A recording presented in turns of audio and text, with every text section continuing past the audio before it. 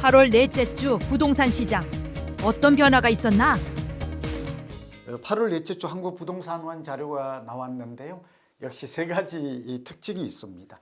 우선 매매 시장은 특징이 지난주와 거의 동일합니다. 그러니까 서울과 수도권 모두 상승률이 미미한데요. 0.08% 상승한 것으로 나왔거든요.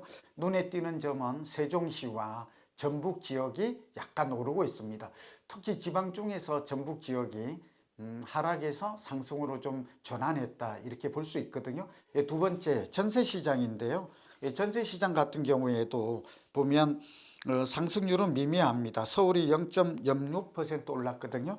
어쨌든 수도권은 매매 전세 둘 다 오르고 있다 하는 점이고, 지방 중에서 부산과 울산이 상승으로 전환했어요. 많이 오르지는 않아도 이제 전세 가격이 오른다는 것은 매매 가격이 오를 수 있다라는 하나의 시그널로 분석할 수 있겠습니다. 세 번째 특징은 전반적으로는 8월 말까지 관망세가 짙어지면서 거래 감소 속에 매매 전세 오르고 있다 이런 얘기고, 우리가 6.27 대책이 나올 때만 해도 매매 가격은 좀 내릴 거다 이렇게 생각을 했는데, 이제 비수기가 끝나는 8월 말에 정리를 해보니까 하락으로 전환하지는 않았다. 상승폭이 둔화되고 거래가 감소할 뿐 관망세가 짙어지는 가운데 매매나 전세 상승세는 서울과 수도권은 유지되고 있다. 이게 종합적입니다. 한 가지 더 붙이면 이건 전문가도 잘 모르는 사실일 수 있는데, 우리는 주간 단위로 0.06, 0.08이 어떤 의미가 있을까요? 우선 주간 단위로 볼 때 곱하기 4를 하면 한 달 변동률이거든요. 그럼 0.08% 곱하기 4 하면 4, 8이 32가 되잖아요. 그러니까 0.3%가 평균에서 올랐다 이 말이거든요. 좀 공부되셨어요? 그러니까 여러분 0.01이니 뭐 이런 것들은 의미가 없고, 0.05 숫자는 주간 단위 변동률에 의미가 있다. 그리고 한 달로 좀 확장해서 본다면 상당히 의미 있는 변화인지 여부를 추정할 수 있는데 도움이 된다고 볼 수 있겠습니다. 서울 집값 왜 안 떨어지나? 국내 최초 공급 부족 수치 공개.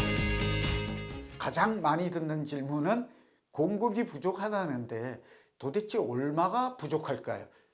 좀 아쉽지만 국토부도 그렇고 아직 연구기관 어느 곳에서도 정확하게 예를 들면 서울의 주택수가 얼마나 부족한지 이렇게 발표한 데가 없어요. 그냥 부족하대요. 그리고 이걸 알 수 있는 지표는 주택 보급률 정도밖에 없어요. 이게 유추하는 것들인데, 오늘 국내 최초로 우리 YTN 고종환 TV에서 이 분석법이 있거든요. 제가 데이터를 기반으로 해서 수치화했습니다. 한번 도표를 한번 보실까요? 첫 번째는 연간 공급주택 지표 추이예요. 착공 물량이 훅 떨어져요. 이 얘기가 의미하는 바가 뭘까요? 인허가와 준공까지는 4, 5년이 걸려요. 아파트 기준이에요. 한 4, 5년.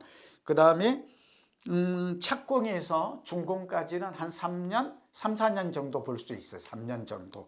그런데 이 물량이 확 줄어들고 준공 물량도 빨간 좀 줄어들고 있거든요. 그런데 또 하나 다른 표를 보면 공동주택, 아파트예요. 입주 예정 물량이 어때요? 2025, 2026 비교를 해놨는데 확 줄죠. 3, 40% 줄어요. 우리가 시장 작동 원리라고 그러면 수요 공급의 원리잖아요.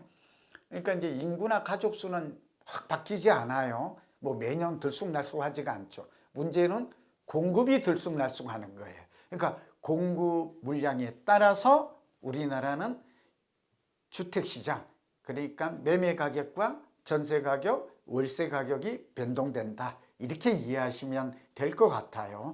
또 그런데 주택 공급이 도대체 얼마나 부족하길래, 자 오늘 이 표 주목해서 괄목할 만한 통계니까 보십시오. 전국적으로는 가구 수가 2200만 가구인데 주택 수가 비슷해요. 2200. 그래서 주택 보급률 지표를 봐야 하는데 102.5예요. 주택 수가 더 많아요. 지방 때문에 이래요. 자, 중요한 게 수도권 같은 경우는 얼마가 주택 수가 부족하냐? 단독이나 다세대 다가구 이제 다 포함된 건데 85만 호 정도가 부족하고요. 가장 부족한 게 서울이에요. 서울의 주택 보급률은 102.5가 아니라 평균은 93.6에 불과해서 주택수가 47만 호가 부족해요. 그러니까 서울은 주로 아파트로 짜여져 있잖아요. 이걸 어떻게 공급하느냐가 앞으로 정부가 해야 될 일이에요. 근데 이런 숫자를 한 번도 정부가 공개한 적이 없어요. 그냥 부족하다 이렇게 돼 있거든요. 공급이 부족하면 전세가 오를 수밖에 없어요. 공급이 많이 부족할수록 전세가 많이 올라요. 전세가 많이 오르면 집값이 많이 오를까요? 그렇습니다. 집값이 많이 오릅니다. 그래서 서울은 만성적인 공급 부족 속에, 수급 불균형 속에 전세가 기회만 되면 오르고 있고, 전세가 오를 때 매매도 같이 많이 오른다 하는 점을 꼭 알아두시면 도움이 될 것 같아요. 또 하나가 여러분, 다음 도표가 중요한데 지역별 자가 보유율이죠. 자가주택, 내 집을 가진 비용이 얼마나 됐나 봤더니 전국적으로는 한 60% 정도 돼요. 그러니까 우리나라 전국적으로는 집 가진 사람이 얼마라고요? 60%예요. 60%. 집을 안 가진 사람이 무주택자가 40%예요. 그래서 이게 문제인 것이죠.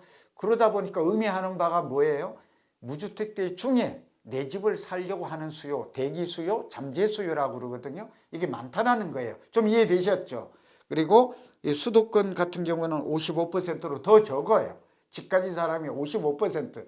그래서 요약하면 서울은 내 집을 가진 자가 보유율도 적고, 또 하나는 집값도 비싸고, 그래서 내 집을 장만하기가 그만큼 이제 어려워졌다. 지난 20년간 전국적으로는 매년 6% 집값이 올랐거든요. 근데 서울은 전국 집값의 상승률에 거의 3배, 4배 정도 올랐고, 그 중에서 강남의 집값 상승률이 더 높았다 하는 것은 우리가 양극화의 개념인데 통계를 통해서도 확인할 수 있다는 점, 이게 현실이다. 우리 정책당국도 여기에 맞는 맞춤형 공급 대책을 펴야 할 것이고, 또 우리도 여기에 맞추어서 내 집 마련 전략을 맞추어 가는 게 올바른 대응 전략이 아닌가 봅니다.